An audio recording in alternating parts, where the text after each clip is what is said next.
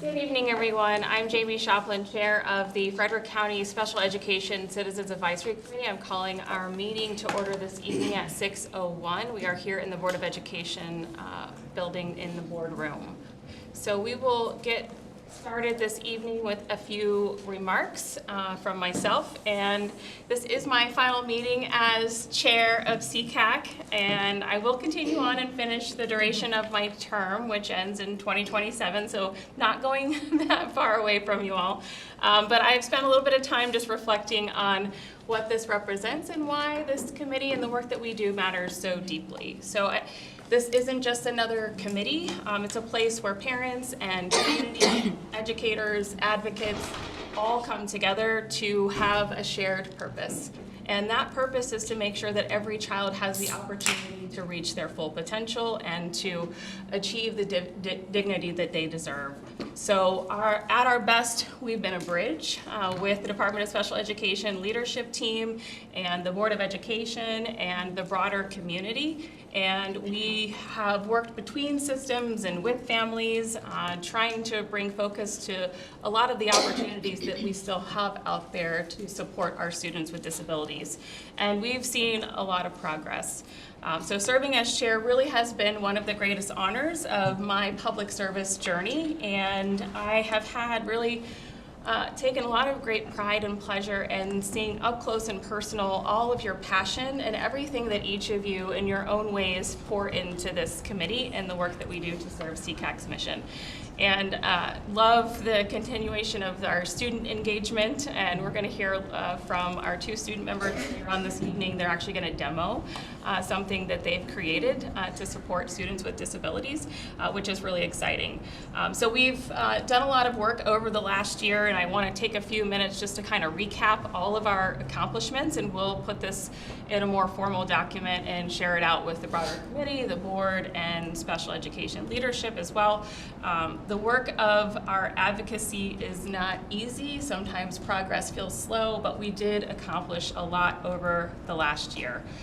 So some of the things as we look at the year in review, we had the biggest resource fair we've ever had. And I want to give a huge shout out to Tara and all of the other people on the events subcommittee that really made that possible. We had 75 vendors, and about 7 of them were new to CCAC's resource fair, and the diversity of those vendors continues to grow, and that's really exciting because the needs of the population of students and the families that we support is diverse as well. We represented CCAC in Annapolis for a bill that was focused on cameras in classrooms. It wasn't successful. We learned a lot, but we were there and we showed up for the bill that was relevant to the voice of this committee on that issue and the broader community that has concerns about safety and security of our most vulnerable students within our classrooms, our self-contained classrooms. We also facilitated the second ever CCAC Board of Education Candidate Forum, and we had a lot of candidates participate in that, and we were able to record that and share that out with the broader community and collect their candidate surveys and make that information available to voters so that they can be informed around the candidates that are up for election this cycle. We also held our first ever champion event, so kudos to Sukhmana for pushing that forward and everybody else who helped make that possible, Sarah and others on the events subcommittee, and Chris for becoming our resident photographer and videographer. Thank you for all of that. That helps capture the memory of the things that we're up to here in CCAC. So we look forward to building on that event and bringing a bigger and broader focus to recognizing all of the folks that are really doing the tough work to support students with disabilities here in Frederick County. It's easy for us to point out where we've got those challenges, but we also need to make sure we take time to celebrate where things are going well and those super heroes that are serving our students within the system. We also were able to send off an advocacy letter around the funding of DDA. Now we know that was not successful. There were significant cuts to DDA this past state budget cycle, so we will continue to lend our voice to make sure that we are supporting funding at the state level. And I also had the privilege of participating in a couple of sessions with Dr. Bingman to just connect directly with administrators and others to just share the parent experience, and got a lot of great positive feedback about that. So wherever we can, collaborate and connect and share our stories, those have a lot of power in trying to share what we do. And we also rolled out spotlighting community members and members within central office and others to also recognize the work that they're doing through our social media spotlight, which the communications subcommittee helped get off the ground, and others helped collect that material. So thank you for bringing light to the folks through our social media spotlight activities. And there's a whole host of other accomplishments during this past school year. So we created an inclusive language document that we posted on our website, and I think that's being shared from Department of Special Education leadership, which is really exciting. We also know that they've been working very diligently to increase disability awareness and inclusion across all of the schools and continue to bring focus to Inclusive Schools Week. So we continue to appreciate that. And then there's a partnership that's forming for the ARC Maryland Together We're Better program. And family feedback was gathered, hosted a series of not only surveys, but listening sessions to make themselves available to anybody that wanted to show up virtually and provide feedback. So we really appreciate that. Also, EdPlan, continue to work at EdPlan and making that work for not just parents, but also the educators and the other folks, the staff that use that tool for our IEP processes. And we're very instrumental in that part of the implementation of cameras in the specialized programs, which we appreciate. And then also work to develop some professional learning for our bus drivers, which is feedback that CCAC has shared from our listening sessions and just our broader committee comments. And transition has been a big focus this year, and we heard a lot of that last summer, and the responsiveness around that issue, creating the website that's focused on transition. Now we have Mary Kate on our committee as well, so there's just a lot of great momentum and increase of awareness around what the transition process means and what resources are available to help families navigate that part of the journey. So that is a lot of accomplishments, and I just want to thank each of you for all of your service, your ideas, your energy, your integrity, your willingness to do this work. And we look forward, for those of you who are continuing on with us, for you to be part of what comes next for the new leadership that will be elected tonight, but also the next strategic focus for CCAC into the next school year. And for those who are not returning, thank you so much for everything that you've put into CCAC, and we do hope, if you have time, we have subcommittees that always need energy and passion and that institutional knowledge, so we would welcome you back in any capacity that you are willing to come back and be part of CCAC's mission.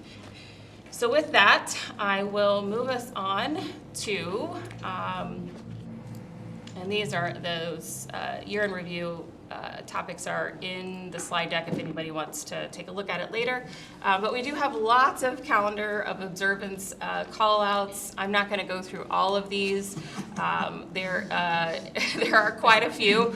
But take a look at them yourself, and we do continue to try to promote these things through our social media channels to bring awareness. Tuberous Sclerosis Global Awareness Day is one that one of our committee members, Lauren Schillinger, that is her daughter's diagnosis. So I'll just give a little shout out for that, as it's relative to one of our committee members, and so we've got a lot of other observances here as well. And more. And thank you, Laura, for always continuing to pull all of this content together. You're welcome. And we will get the business of approving our minutes from our April 20, 2026 meeting. So is there a motion to approve the minutes as written? Motion to approve. Motion approved by Laura, seconded by Sukmana. All those in favor, please raise your hand. Lord. 1, 2,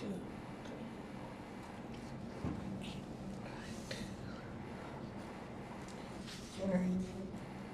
Okay. 17, 7. 17 in favor, any opposed? And one exception? Okay, abstention. All right, with that, the minutes are approved from April 20 and 2026. And we do have two special guests, and we'll have Anvi and Tanvi show us their invention later. But we do have Miss Dory Flynn, and she is here on behalf of Maryland Association of Non-Public Special Education Facilities. And then we have Dr. Jerry Alexandrados, who's going to talk to us about Consude and the partnership with FCPS. So I'll turn it over to you, Dory. Good evening. What an impressive group. It's very formal, so please relax. Ask questions. Everybody feels very far away, so I'm here to briefly talk about ManSEF. Sorry, but again, what a mouthful to say, and you did it so well, Jamie, by saying the Maryland Association of Non-Public Special Education Facilities. It's easy to say the word ManSEF. So we are a voluntary association. We make up 70 schools across Maryland. We're serving primarily the publicly funded students. There are a few of our schools that take private pay as well. So hence the word non-public, which gets incredibly confusing. So my role is being an advocate. I have been at ManSEF for 27 years, and I am constantly explaining the word non-public. And Troy, or Katie, if there's anything that I say that needs to be adjusted, please feel free. It's, again, a strong partnership that we have with our public school systems. So the term non-public, we are all technically, the ManSEF schools, technically private schools. But private schools in Maryland are non-public schools. And the private schools can obviously do what they want to do independently, but our schools follow the public school curriculum. Our schools are awarding a public school diploma, unless the parent is choosing to pay privately. So that's a little bit of the caveat, in the sense that we are here because the federal law, IDEA, mandates that there be a full continuum of placement options, and we are part of that continuum. So when the public school system makes the determination through the IEP team and the parent and everybody sits down at the table to say that the public school does not have the appropriate program or cannot implement the child's IEP, they will make the referral to a special needs school. And that's where we would be part of that process. So I brought with me tonight, and I didn't realize there'd be so many people, but this is a great turnout, and I have obviously directories to anyone, but this is a directory that we publish every year, and it gives a profile of each of the schools. So each school chooses their own category of disabilities to serve, so it might simply be children who have emotional disabilities. It could be a school that's simply focused on autism. It's a range from different ages. Some schools are simply high school, others might go from 1st through 12th grade. It is really specific to each one. And then in the directory is also a map that would give you the visual to show you where the schools are located. So we are here to be a support and partner with the public schools. We've been around for 50 years, so happy anniversary to ManSEF. Okay. Something I wanted to specifically mention tonight is what we kind of refer to as our consortium. And we are a resource to the public schools when they don't want to refer to a non-public school, but might need an independent evaluation or some related services. So I can help coordinate to prevent even a non-public school, even though that's my representation and to be an advocate of our schools. So if Troy called and said, we have a student who needs psychological and we don't have the wherewithal to do it right now or whatever, and we need an independent one, he can simply call the ManSEF office. I'm going to be there. I am a shop of one person, so I'm there by myself. Yeah. So, but I would try to help locate an independent person and credential them and so forth, and then help the family with that process. Also, if there's sometimes speech therapy services or art therapy, music therapy, I can also sometimes help with providing those services as well to the school system. So our schools are approved by the State Department of Education. They go through a rigorous approval process to get their certificate of approval. They are not licensed, but they are approved. And all private schools in Maryland need to do that except for church exempt schools. So that's kind of ManSEF in a nutshell. Again, I'm there to be a resource for families. In the back of our directory, and Jerry and I were just talking about how it's so incredibly important to have resources for families. There are 4 pages of website resources that are just national providers, some Maryland providers, anything that we can do to help families secure the services and not have to necessarily be a struggle to find. So we want to make sure it's readily accessible for you and it's out there. Questions about ManSEF and the process, the IEP process. I'm sure you're all familiar with how that really works, being the special ed advisory group. So, I just have a question. So I was wondering, is this all a free service to the families or is it a paid service? so when the school system makes a referral to a non-public school, the school system is paying the tuition and providing the transportation. Calling ManSEF and talking to me and trying to navigate, if you call and say, this is the profile of my child, I might direct you towards certain schools and say, okay, your child sounds like she might be appropriate for Kennedy Krieger or one of the Shepherd Pratt programs or Ivy Mount, whereas I would say, okay, a different school would be recommended at this time. So that means FCPS is actually paying for the services outside the school. Is that They're what paying for the tuition. Yes, the county's paying, but nothing's coming into ManSEF itself. And even the services that you said, music therapy and things like that? Yes, the school system would pay for those services. Yep, not to the family. How do we identify those students? Is there a process? That is through the IEP process. So again, if the IEP, for whatever reason, the school system says we don't have all the services that are needed for this child, or the child needs a more therapeutic, smaller environment, that's pretty much, an indication that a non-public school may be warranted. And it's just a host of reasons of why the child gets referred. Lori, if you are a family that thinks you have a child that may be going down that path, can the family call and talk to you about Absolutely. recommendations or things to ask? Absolutely. So I would be a resource for the parent who wants to do their due diligence.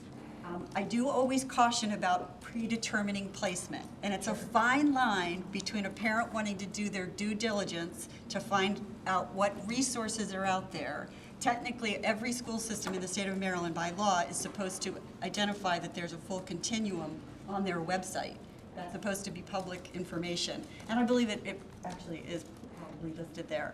But, so yes, you want to find out which schools might have openings, because many of them are full. And that's a situation that we run into constantly. But yeah, I would guide that family and give them some information about certain programs. And then, again, I always want to make sure you're not saying, I want my child in a non-public school, because that's going to predetermine placement. Sure. It's a fine line. But it would allow for education, so when they come to the table for that conversation, they'll have more education about And so- the different schools that the school system might be bringing forward as a Correct. correct fit. And the school system's going to send the referral packet out, and they might send it to 3 different places because they know that certain ones have a waiting list or might be closer to the child's home, one might be further away. Katie, were you going to say something? I was going to ask for you to explain that process because our non-public schools also don't have to take all of the students that we send them packets for. So if you could just kind of describe that piece a little bit, because I think people sometimes think, oh, I just want my student to go to X, and it's not as easy as that. It's a lot more Can be very strict with their profiles of who they're willing to serve. They've got their specialty, and so it really can be specific. And there are students that they do decline. And it can happen, again, where there's a finite number of schools. Now, going to say something that you guys might not like too much, is that the school system can actually use any program that they feel is appropriate as long as they're willing to pay for it and the child's IEP can be implemented. It does not need to necessarily always be a Mansef school. I always like to make that clear too, because a lot of people say, well, it's in the Mansef book, that's where the school system, needs to refer. No, if there's something else, another program that the school system believes would be appropriate, that can be used on a case-by-case basis. Not done frequently, but it can be. Any other questions? Just to expand on that, there are definitely programs that we pay for as a district for student needs. Like certain residential programs are not always approved through MSDE, especially if they're outside of the state. And so we do exhaust that. And sometimes when the child might need a residential placement, there might be another agency in the state of Maryland that pays the residential portion, and the school system might be willing, again, on a case-by-case basis, to pay for the tuition. But it's a little bit of a process to go through to get that approval. We have a question from. I think Rory was kind of hinting at this too, is just like, what are the schools that would not be in the Mansef?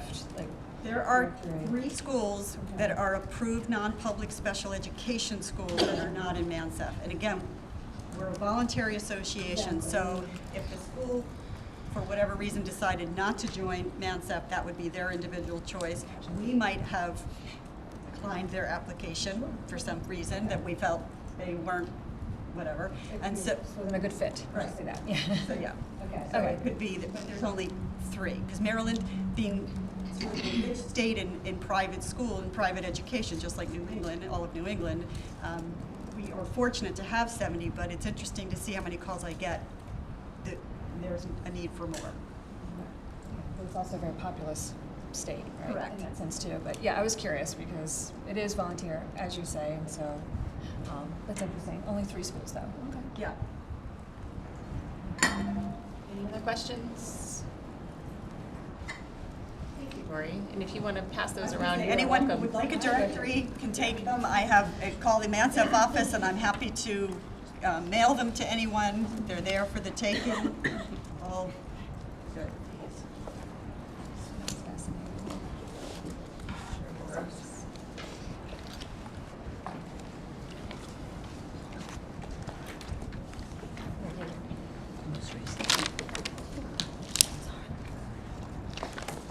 And is there contact information if anybody has questions? All information's right in the back of the book, back of the map.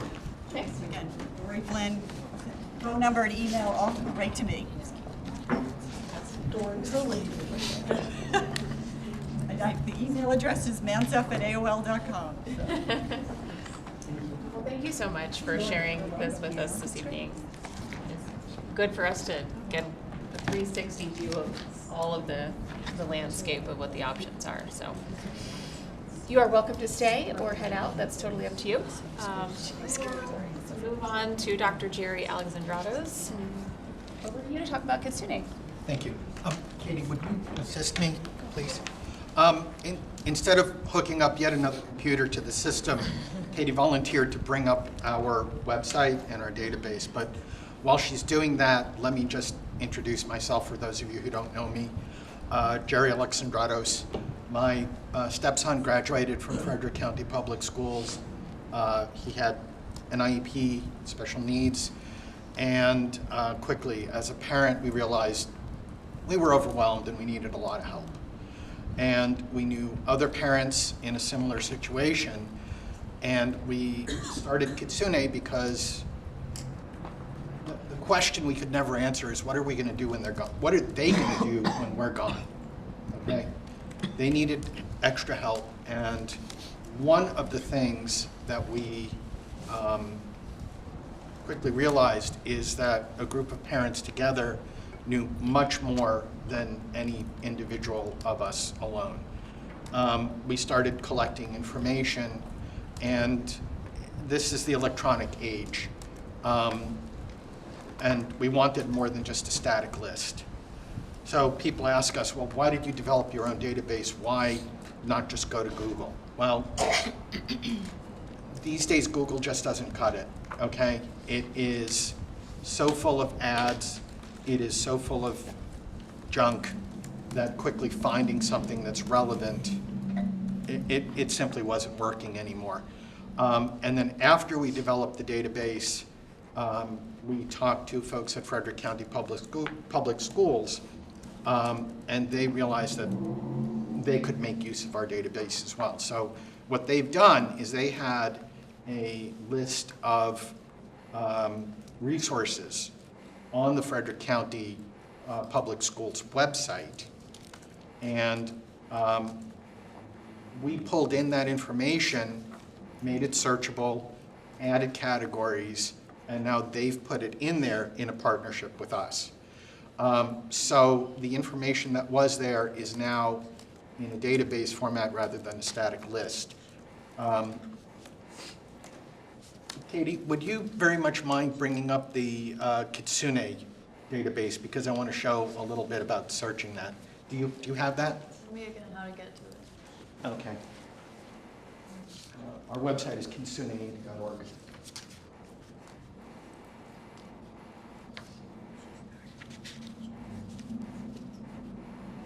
Okay.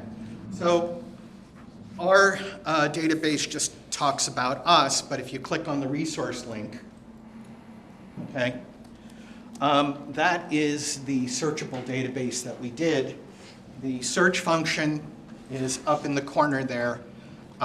You start typing, you don't need to hit search, it will automatically sort through. Okay? Put in, yep. Okay? It'll narrow down the search parameters to the organizations that meet the information that you want to find. The area served is next to it, it's drop down, or you can type in. So if you are in Frederick, Maryland, you click on that and it will narrow down the search to organizations that are in or serve Frederick, Maryland. And then that button there, download data, you can then save it. The searches are literally that fast. Okay? And there's all the information. In many cases, we've got addresses, phone numbers, and descriptions. Okay? In addition, down at the bottom of the web page, because we know we're not the be-all and end-all, we have suggest a resource. So if somebody knows something that we don't, that you think would be helpful, you type in a few of those categories, hit submit, we get it, we take a look at the information and we can add it to our database. Okay?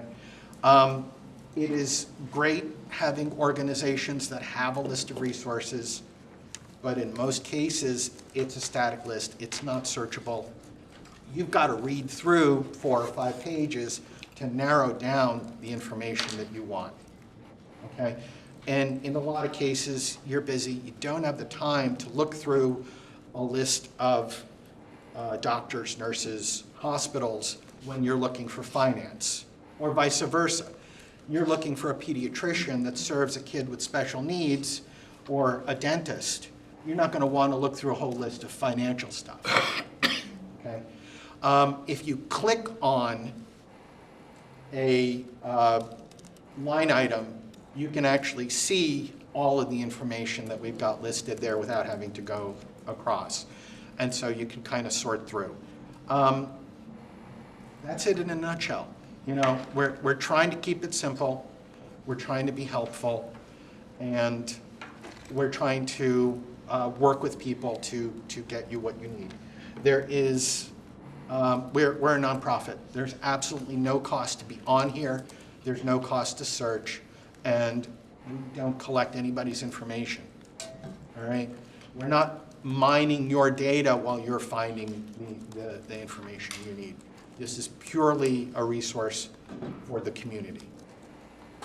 Our next steps are to go out to other organizations, especially organizations that serve the disabled community, that serve mainly people with developmental disabilities. That's who we focus on. Because we found in a lot of cases, they're trying to do the same thing. They have a static list on their webpage, we can incorporate it, and then they can use ours. We can help the community by giving out even more information. And so we're trying to make it mutually beneficial. We're reaching out first in Frederick, then our plan is going to go to talk to people in Baltimore and Montgomery County, because there are big organizations there. And it's a pipe dream, but eventually we're hoping we can kind of leapfrog and make this known and make this more usable statewide. Maybe nationwide, who knows? But that's it in a nutshell. If anybody has any questions, I'd be happy to answer. How many total records do you have in there so far? It's growing. It's a couple of hundred at this point. Okay. We focus specifically on organizations and groups that help people with disabilities. We're not trying to go to thousands because A, we want it to be reputable. I mean, we can't vouch for it. We're not that kind of group. We're not going out there and meeting them individually, but we want reputable organizations that are actually helping people with disabilities. So we take a look and then add it if we feel that they're going to be helpful and useful. For right now, it's a few hundred, it's a couple of hundred, but every organization we talk to has a few more to add. We've got, large governmental organizations on there. Social Security helps people with disabilities, or SSI, for example. There's state groups, but mainly we're looking at local because we're serving the local community to start. That's great, thank you. Any questions? Any data around number of searches and that kind of thing? We started to implement that. We don't have that functionality yet. We felt it was more important to put the database out there than it was to track it yet. Thank you. Thank you. Appreciate it. Thank you, Katie. Appreciate the help. And thank Dorothea, who is a former CCAC member, for I will. all of the work to get this partnership in place and making all these resources available to Thank the you. community. Thank you. Okay, so we will move into the next part of our agenda. We will hear from our Board of Education liaison, Janie Monnier. Thank you. How's everybody today? So first of all, thank you to Ms. Joplin for all of your leadership with CCAC this past year and the work that everyone here has done, because it has been amazing just as a community member, a parent, and then also as a member of the Board of Education to see how so many folks have come together with a focus on serving our children, on focusing on the students and the students' needs and how we help families really serve these students and help them. And you guys have done an amazing job of keeping that focus there, working with FCPS, keeping those lines of communication together, and bringing in other resources as well. So I very much appreciate each and every one of you for all of the work that you've done. And Tanvi, I'm very excited for your demonstration. so thank you. And also thank you for the nomination last week. I really appreciate it. I know apparently I speed raced across the stage, so I apologize. But that's okay. I was just, I'm still a little fuzzy on my eyes. I just didn't want to fall off the stage. That's kind of what was happening there. And as liaison, I wanted to let you know about a few things coming up on our Board of Ed meeting, which is this Wednesday. It's going to be kind of a busy meeting.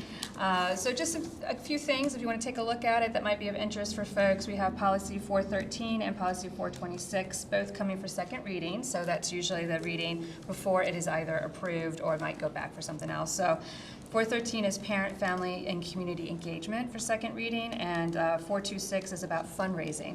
And that one can be particularly important if you have a group, you're working with the school, and you want to understand how you can help to fundraise in a way that's compliant with our policies and so forth. Includes PTAs, includes everybody.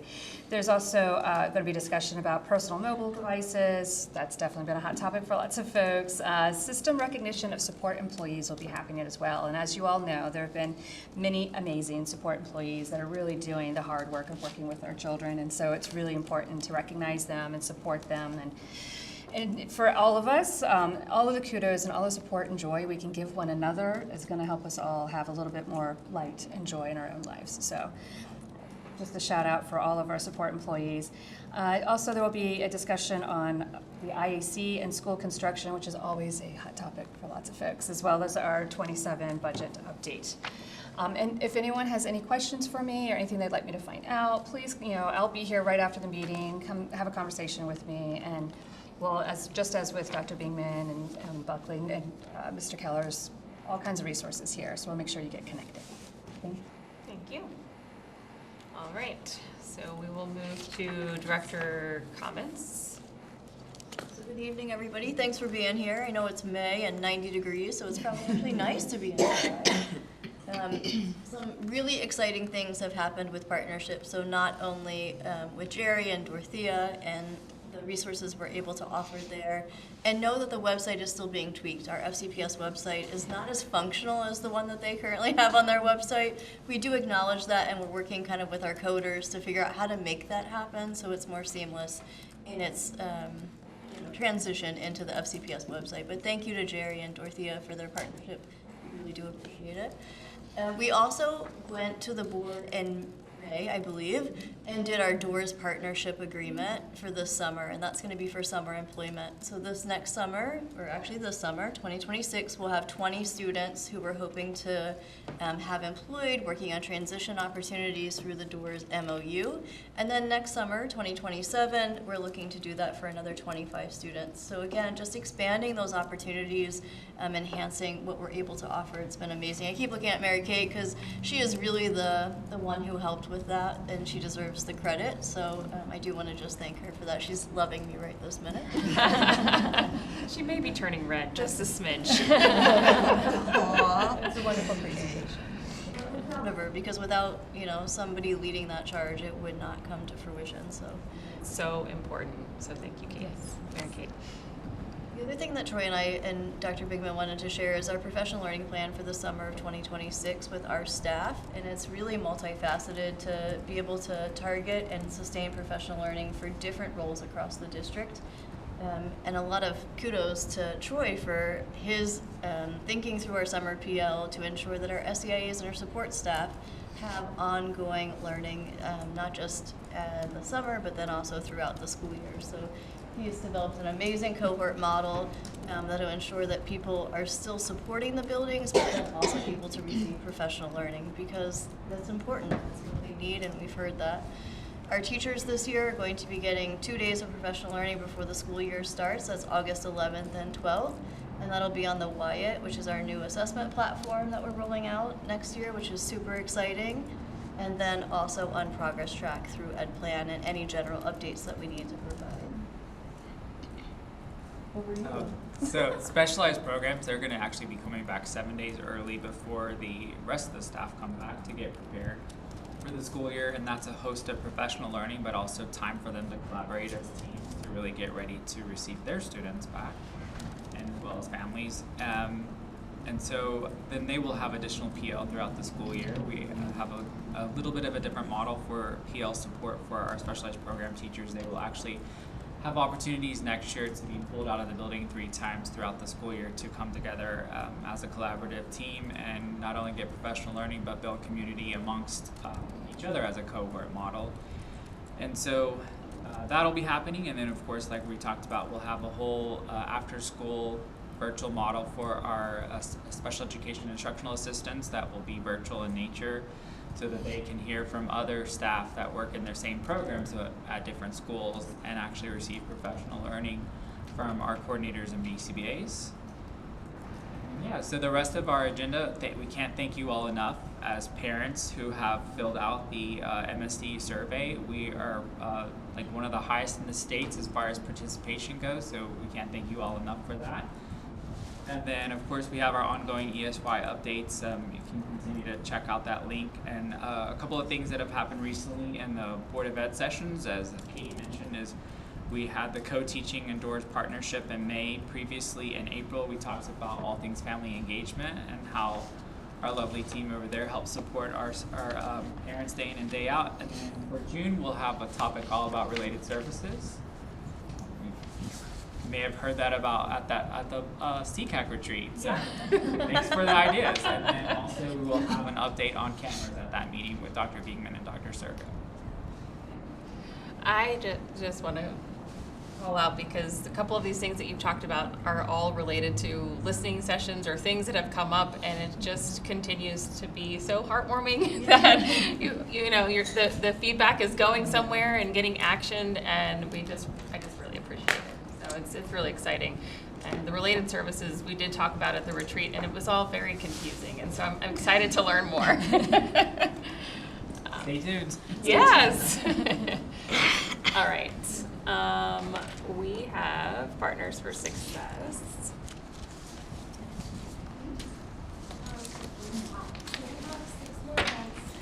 Scheduled until the end of the rest of this year.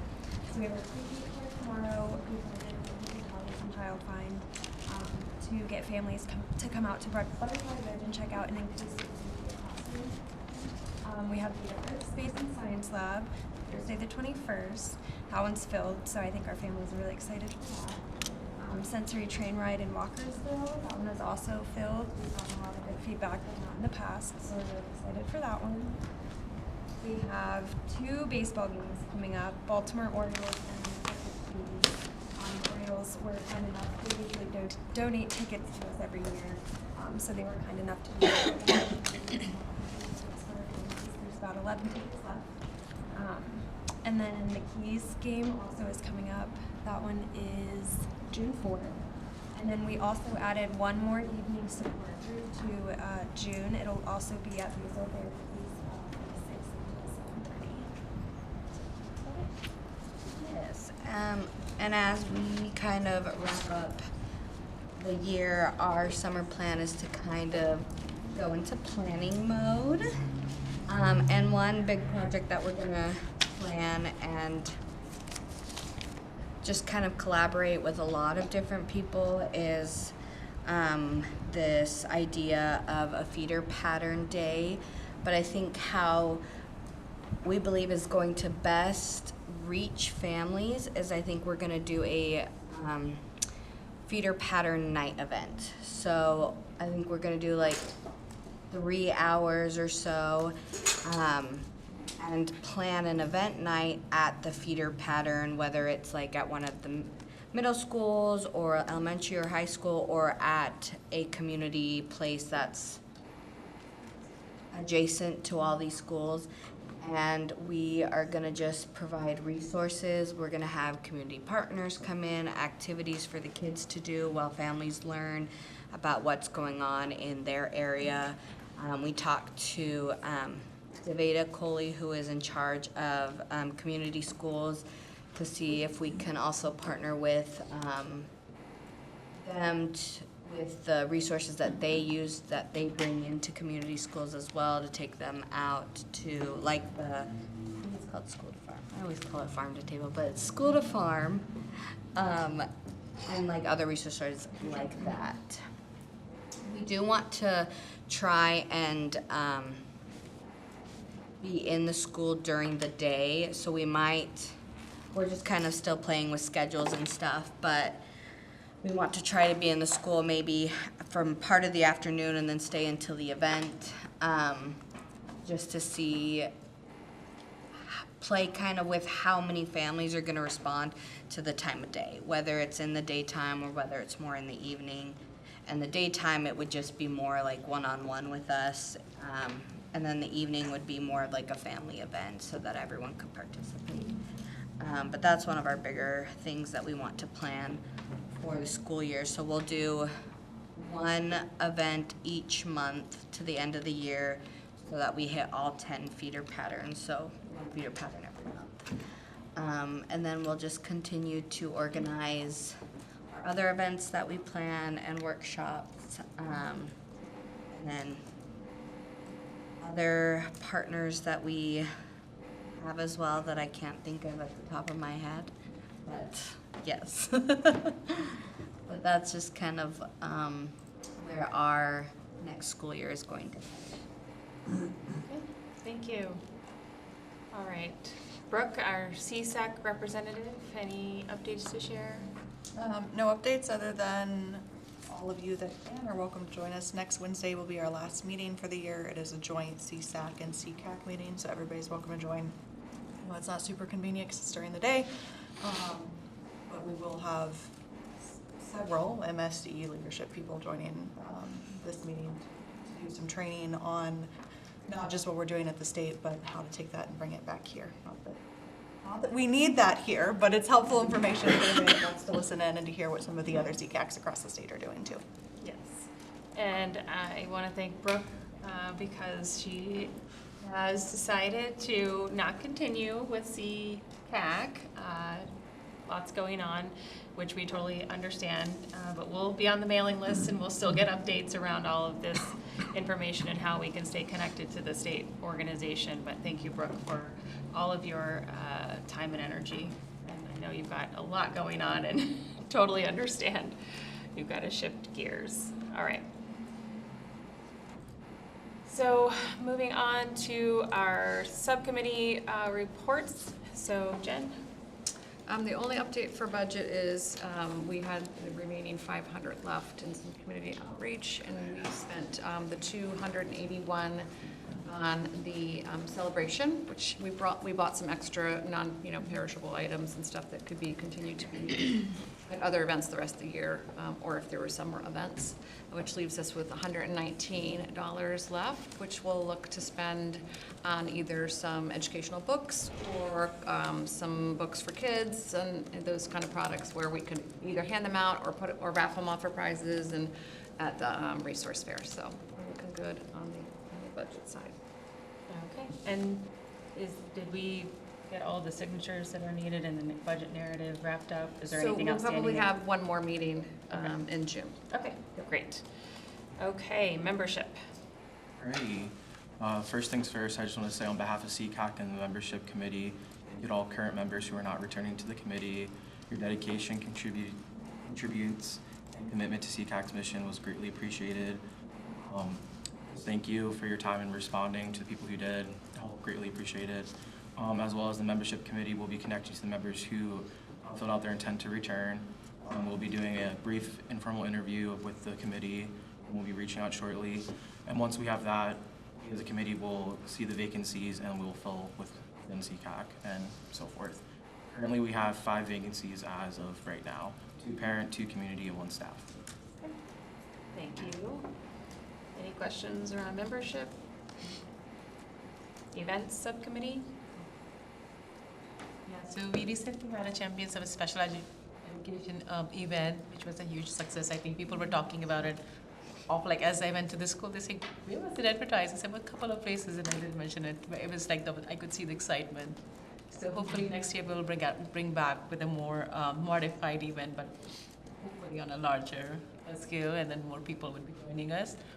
But I want to thank a couple of people in here who were extremely helpful with the event, definitely all the volunteers in here, and then people who showed up and participated and organized things around there. We are also coming back next year. Now we will continue to have resource fair. This one, Champions of Special Education, but also caregiver event that Lauren is working on. The date is November 5th. It's going to be during daytime, so something to look out for. Besides that, I think we're good. And we have snacks available that were left over from this Champion of Special. We can move forward with them for the summer event and whatever else we need it for. We have started conversations around the summer listening sessions. So going back to some of the libraries that we've been to before, but also since we have Emily on our committee now, making use of some parks and rec spaces where we can potentially have a side room where kiddos can play and hopefully make that a little bit more accessible for folks. And we did have a question, and I don't know if you reached out yet or not, but Troy or Katie or Dr. Beeman, is there, similar to how we partnered with the folks that helped us with the resource fair, like SEIAs or anybody that might be willing over the summer, I don't know how that works, but partnering to provide some sort of, hang out with the kiddos type of thing while we do the listening session if parents do bring their kids to like the Tally Rec Center or Trinity or whatever. So that was a question that we had to see if there was anything possible around that. I don't know how that works, but. We can definitely follow up. Okay. Awesome. Okay, so we are looking, I know Allie not here tonight. She's gonna take the Myersville Library location, and Emily's gonna do one of the Parks and Rec locations. So we're already figuring out how to divide and conquer and potential dates. Laura's researching space availability to get that off the ground, and we have a good model to follow of what we did last year, so it should be easy to sort of repeat, and we're looking to scale this and get other committee members involved to help facilitate so that it's not just on the CCAC officers this next time around. So if anyone's interested in participating, whether it's being there and facilitating or being in the background of what goes on those days, please reach out and let us know so we can gather folks together and do kind of a lessons learned from last year and get the ball rolling for the summer. Okay, communications. I know Sarah is not here, but anybody have anything to share on communications? Just keep going, keep going on social media. Me and Sarah are gonna work on the website. Okay. Get that more accessible and kind of update that some. And then I think we're gonna look at, I know we talked about for like maybe next year of when we're submitting stuff. So it's an easier process of putting it on, so it's also not just on one person the whole time and with working, so trying to figure that stuff out. Yeah, what I would ask, since the website is the public face, and we have gotten feedback around things on that website, just work with the CCAC officers on whatever your proposed changes are. And there's a lot of history and context that probably should be shared, just to make sure. But I love that we're looking at accessibility. I think Ally brought that up last time, which is awesome. Okay, anything from Student Voices? Okay. I don't think we've got anything from legislative and policy. I just wanted to echo Board Member Monet that the DSC camera update will be on June 10th at 3 p.m. at the BOE work session. That is all. Okay. And nothing more to add around our ad hoc for the Board of Education election. We had our forum. The questionnaires are on the website if anybody wants to make use of that information. As voting is underway, mail-in ballots are hitting mailboxes, and early voting is June 11th through the 18th, and the primary election is on June 23rd. So get out the vote, folks, because we've got Board of Education members to elect. All right, and I think for unfinished business, we have the executive officer nomination. So we are going to start with, I believe, a motion to suspend the rules to shorten the term of, am I missing something here, Laura? No, I don't believe so. Okay. I didn't know if there was. No, ma'am, sorry. Okay. A motion to suspend the rules to shorten the term of the chair role to bring us back into compliance with our bylaws such that the chair and the vice chair alternate their 2-year terms. So this is our attempt to, with all we could surmise about Robert's Rules of Order and what is allowable in our bylaws, this was the best path forward to sort of right that wrong from the past. So is anybody willing to make a motion to suspend the rules to limit the term of the chair role to 1 year instead of 2 as indicated in our bylaws, to come in compliance with said bylaws? I'll let the motion go and I'll ask a question. Okay. Yeah, I'll make a motion to suspend the rules so that at this election, only at this election, we'll replace the 2-year term with a 1-year term, thus having the chair and vice chair having overlapping alternating election years. Okay, is there a second? Seconded by Claudia, and discussion. Jen? So it's always gonna be 1 year, or you're talking about just for this following? She restated Okay, it, okay, only okay. for this election. Just this for election. So thank you, yeah. Any other discussion? All right, seeing none, we will move to vote on the motion. So all those in favor, please raise your hand.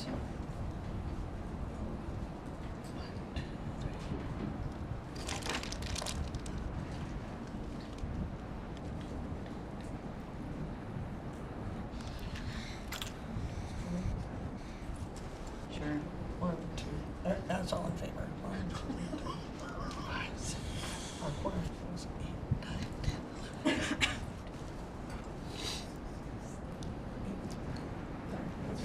what is it, 18? 18 in favor, any opposed, any abstentions, motion carries.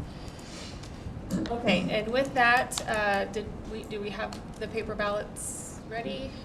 Yes. Okay, so at our last meeting, there was a request to vote by paper ballot since there were, at that time, more than one name for some of the roles. Since then, Matt has rescinded his interest in the vice chair role. So what you have on your paper ballot that Secretary O'Neill is sharing around is reflected there on the screen for you. So Chair Zoe Hawa, Tara Katz, Vice Chair Lauren Schillinger, who did send her regrets and information around ahead of this that I think Laura resent to everyone earlier today, and then the role of treasurer for Chris Griffin. So we will do our paper ballot, and we will then tally the votes, and we will, based on the outcome of that, that'll be your new executive officers for CCAC. Is Tara's name correctly in the ballot? What's that? Tara's name? Spelling? It's spelled wrong. It's spelled wrong. Oh. You misspelled Tara's name. Because I love her. It's okay. She really wishes I was a Tara, that's all. Yeah, it's a Tara. Wishes I was Tara. All right, so we will go ahead and cast our votes. I will borrow your pen when I have. I don't know yet, hold on. Can't you vote for yourself? There you go. Oh, my goodness. Hold it. I mean, To our DSC leadership and commercial. Who's gonna count you? Yeah. That's where it's at.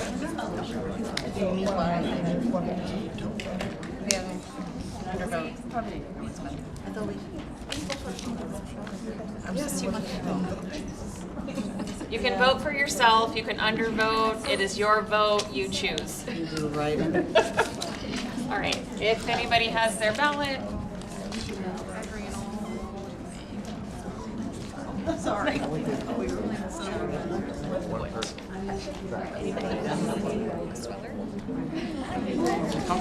Thank you.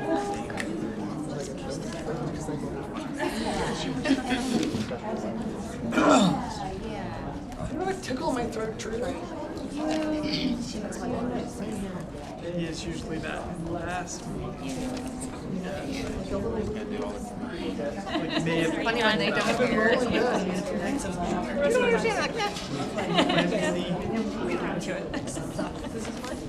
I'm like, here you go. It just started. Move things. Right. Troy's pumping something. Where do I want to go this thing that way? I needed a snap. Maybe. I'm gonna say maybe.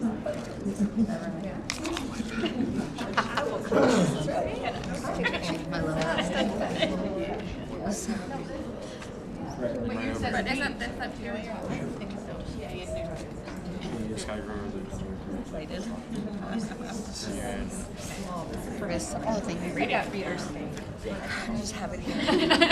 I don't want to. I don't want to have to have that. I don't want to. Well, yeah. Okay.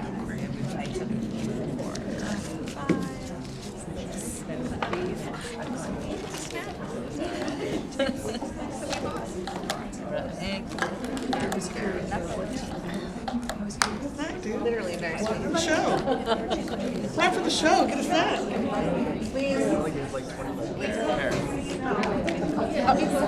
I realized anything I was saying after that was going to sound nice. Ballots are being counted. Feel free to eat the perishable cupcakes that I've had on my refrigerator that I am not taking home. None of this stuff is going back. To go back home to get them. If we don't eat All right. them, what do we take them home? And we descended the candle.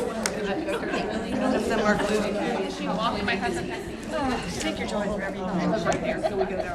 I do have the totals when we're ready to come back together. Hey, I'm so impressed.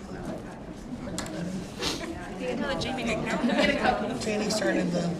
I didn't know Jamie could count that fast. I I know. She practiced. Maybe. She practiced. Okay, we'll do like this. Whatever. T-A-R-A. T-A-R-A. Laura. Better let her go. Get over it. You should. My dad's like, he argued.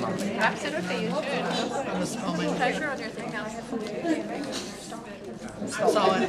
I was like, whatever, I don't care. My dad is arguing. Fought with a nun over my head. He told her. There's some on there. Irish. Yeah. You know what's funny? It's not my show, but Back together if we can.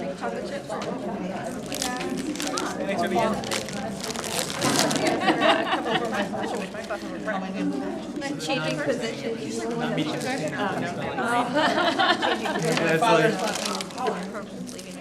All right, does everybody have their snacks? I'm getting ready to call the votes.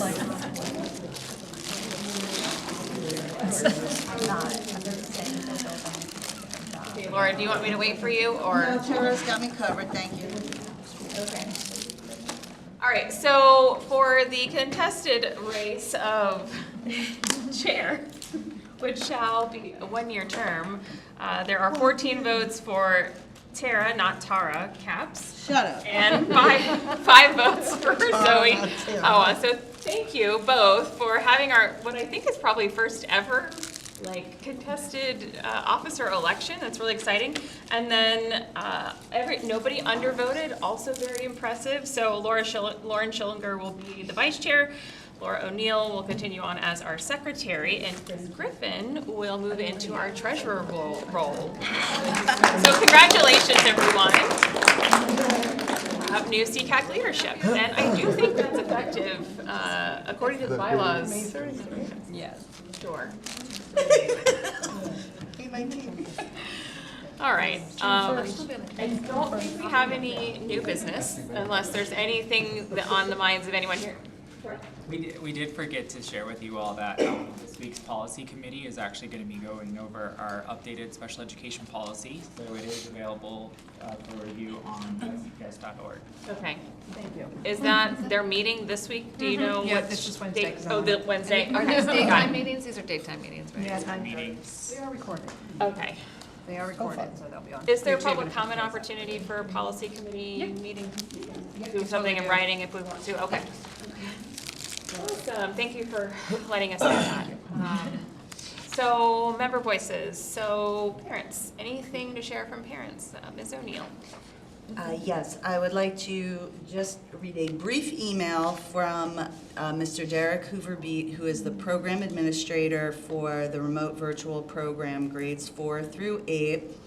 Good evening, CCAC Board Chair, Vice Chair, Treasurer, and Secretary.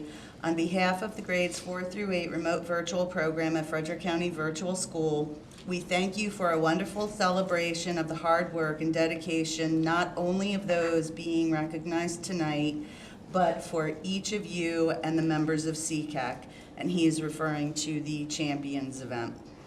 The time, the energy, and commitment each of you put forward to help support special education services in Frederick County Public Schools does not go unnoticed. As one who had an IEP from 3rd grade until the beginning of my junior year, it has helped shape my philosophy and support for special education services throughout the career in FCPS. Again, thank you for putting together this wonderful celebration tonight, and thank Brianne O'Neill for her nomination. Sincerely, Mr. Hoover.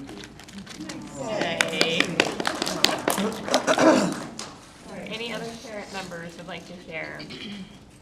I have something to celebrate. This past week, on Tuesday and Wednesday, different schools from Frederick County competed in the state track competition for Special Olympics. I'm gonna brag because my little guy who doesn't even like to run went, and his team placed 3rd in the state for their overall team score for Brunswick High School. So I thought that was really cool. Any other parents? Go ahead, Andrea. So this is kind of a happy moment / funny moment. My kids are back to back. My youngest, Sydney, is on the spectrum, and then her older sister, Naomi, just thinks, you know, it's a blessing and a curse. She doesn't really understand autism, so Sydney's just the annoying little sister to her. But I'm in the car, driving them to school, and Naomi says, "Mom, they should make a Gen X." And I'm like, what are you talking about, Naomi? Her little sister just recently graduated from Expressions, and she's in Gen Ed. And so we're still figuring things out in Gen Ed. And she goes, you know, like, Sid graduated from Expressions, but she's in Gen Ed, but still needs like some extra support. They should make a Gen X. And so I said, you know what, Naomi, I'm gonna take that to the CCAC meeting. Tell everybody to make a Gen X. Oh, I love that. That's really cute. So she's finally starting to get it. Yeah. Any other parents? I will share. So Centerville Elementary had the Wonderland play in partnership with the Met, and Marin was able to participate in most of that. We got through all of the play practices, but the thing that was different about opening night was the lighting, and so that threw her off. But up until then, she did all the dances, she had a blast, and they were very accommodating to including her and her sister in the production, and that was really awesome. So huge shout out to the Met for creating that opportunity in that space. We will never do it again, because she's like, no more play. But I love that she had the opportunity to explore that and to see whether or not that was something for her, and we found out it wasn't. So yeah, that was awesome. Okay, moving on to community members. Anything from community members? So God, it's such a light mood. I'm sorry to bring it down for a second. So, because of course, someone came to me in the community, so I just wanted to share, like, you know, this thorn and I'm gonna give a rose. There was concern about the new IEP and where outside testing is reported on the new IEP in the parent section versus in the present levels of performance. Just sharing.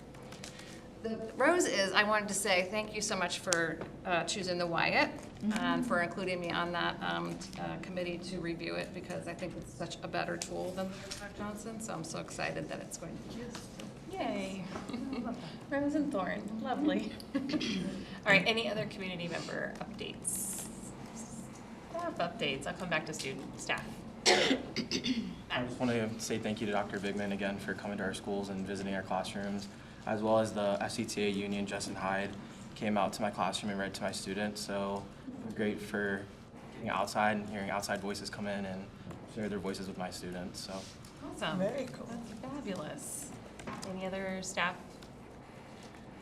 I just want to thank them for printing all these lovely certificates for all the participants. That was like awesome. And I think the minute we sent them email out, they said, pick it up tomorrow. I was like, and then Laura picked it up, but that was like a very quick response on that. So thank you for doing that. We appreciate it. Apparently, when I retire as a director, Yeah. it's a job. Side Apparently, I will be able to. Bring some tech person. We need tech. He's your guy. Yeah. Did you have something, Zoe? No? Okay. Can I give Throwing me under the bus, but Can I give a shout out for you? thank you. Zoe graduated this weekend with her from the Mount. That's awesome. I think we all need to celebrate because it's super exciting. You worked really hard. And anybody that has a senior, it's really hot at the Mount, so be prepared to be hot. Oh, yeah. Very hot. A little bit, so just fair warning to anybody that's on graduation. All right, we'll hear from student members, and if you want to do your demo, you are welcome to do that. So we actually came back from the International Science and Engineering Fair this past Saturday, and we just wanted to share about like our project and our experience there. So before talking about our device, I just want to share that we went to a neurodiversity focused seminar while we were there, and we met another pair of twins. I don't know if you've heard, they're Laura and Maya Hamoud. They're the founders of the largest neurodiversity focused nonprofit in the world, which is it was really interesting meeting them. And so now onto the device that we made for the science fair. So it is a watch. Let me turn it on. You all. So it is a watch that we made, and this is focused specifically for children with autism who elope. Elopement is a really big problem. Our cousin who has autism, he eloped and went towards a highway last year. So after that happened to our family, we realized how big of a problem this is, and we did some research and saw how there's thousands of kids who go through this every single year. So she can explain more of the scientific part. Yeah. So for our device, we have this watch, but then we also have two other parts. So I don't know. Yeah, I can show a video. Yeah, we have an app that we created for parents to be able to see the children's location, the risk of elopement. And basically how it works is that the children wear this watch, and if the children reach a certain perimeter, so that's something that the parents can set, the caretakers, teachers, anyone can set that. And once that's breached, there's an immediate alert sent directly to this app, which is in 120 milliseconds, so it's less than a second. And yeah, so that's based on an SOS signal that children can either press on their own if that's something they're able to do, or if they're not able to press SOS, then once the perimeter is breached, it's automatically sent either way.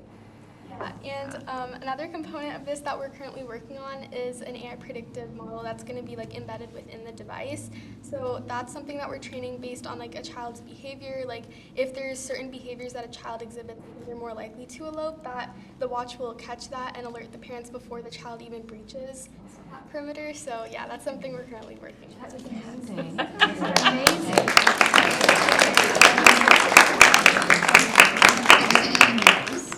I'm just blown away. I'm blown away. It's amazing. future It's has bright. changed. Yes. Obviously. Yes. I did. Yeah. I just wanted to ask if any of you had any feedback or have experienced elopement in schools or within your families. If you have any advice for something you can include within. My daughter elopes all the time, and I have no idea why. So that behavioral component that you guys are trying to integrate, where do I buy this? Yeah, we're trying to currently test it more. We would love if people would be willing to sign up and do some beta testing. Yeah. So if anyone's interested, we would love if you could reach out to us. So- Is there a way to lock the screen so that the kids can? That's something. The buttons. So the way we know that some kids are gonna press a button repeatedly. That's something kids do. So the way that the app works is if a child continuously presses a button, then we have it coded so that it knows that that's it's a repeated habit, and it won't be necessarily alerted. Versus if a child presses happy and then suddenly SOS, then we would know that that's something to be concerned about. Yeah. Maybe one consideration is great for alerting the parents, right, with your boundaries. You might consider an auditory alert for the child. Hey, you're getting close to whatever the right phrase is, something to help the child or student. Oh, so something the parent says to the child? I'm not trying to solve the words right now, but just help the student know that they've crossed some boundary of appropriate distance. Like a recorded message or something. Yeah, a warning. You were talking about looking at behavioral patterns, but something that you may have already thought of is a lot of the different watches that we already have, a lot of the haptic features with heart rate, your sleep patterns, temperature. Those would all be really great things to consider looking at that behavioral data for that predictive capability. Yeah, that's something we're currently trying to include. It was really difficult to include the heart rate stuff in this, but we want to. Oh, that's amazing. Are there? Go ahead, Laura.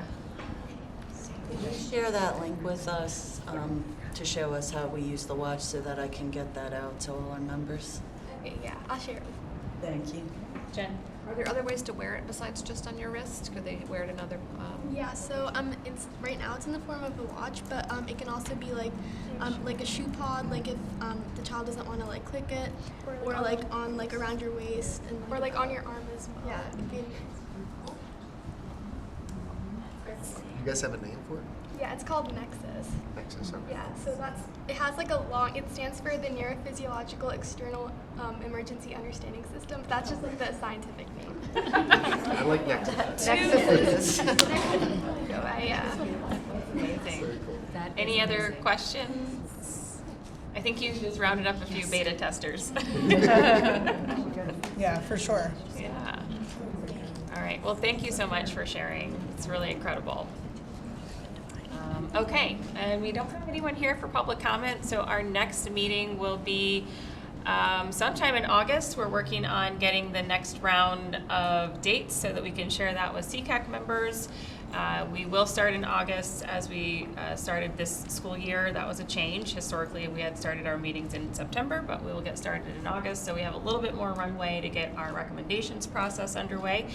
And this is the last CCAC meeting of the school year, and with that, I will entertain a motion to adjourn. Second. All those in favor say aye. Aye. All right, we are adjourned at 7:17. Thank you all so much. It's been a great year, and look forward to seeing some of you over the summer. Thanks, Amy. Can I ask everyone to stay for just 1 minute? Yes, Okay. just 1 minute. Chair Shoplin. A minute after adjournment, just for you. Chair Shoplin, I'd like to give you this bag of onions, freshly chopped, for everything that you have done for CCAC's future chairship. Here you go.